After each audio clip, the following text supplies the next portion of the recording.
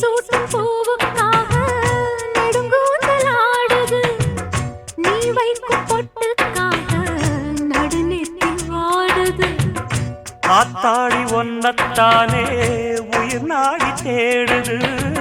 காவேரி எங்கே போகும் கடல் வந்து கூடுது.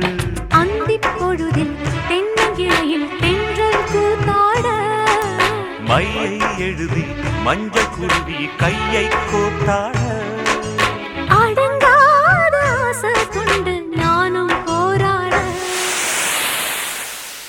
உனக்கென பிறந்தவ ரெக்க கட்டி பறந்தவ இவதான்.